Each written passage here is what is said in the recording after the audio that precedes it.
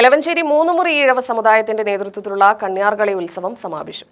എലവഞ്ചേരി പെരിങ്ങോട്ടുകാവ് ദേവി ക്ഷേത്ര സന്നിധിയിലും കൊട്ടയങ്കാട് ദേശമന്നിലുമാണ് കണ്യാർകളി മാമാങ്കം നടന്നത്. ഏപ്രിൽ 14 മുതൽ 16 വരെയാണ് കണ്യാർകളി അരങ്ങേറിയത്. ആദ്യ ദിനത്തിൽ പെരിങ്ങോട്ടുകാവ് ഭഗവതി ക്ഷേത്രത്തിൽ പടിഞ്ഞാമുറി ദേശം തൊട്ടിയൻ പുറാട്ട് അവതരിപ്പിച്ചു. മൂന്നാം ദിവസം കൊട്ടയങ്കാട് ദേശമന്നിൽ പൂവാരൽ ചടങ്ങോടെയാണ് കണ്യാർകളി സമാപിച്ചത്.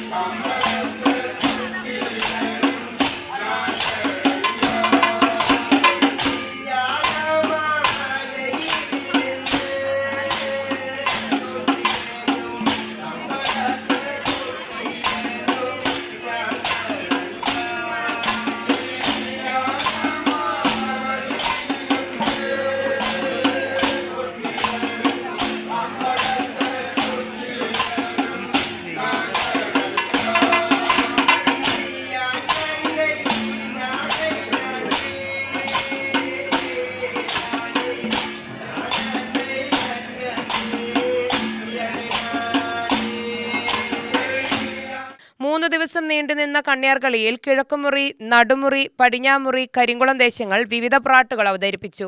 UTV news, Palakkad.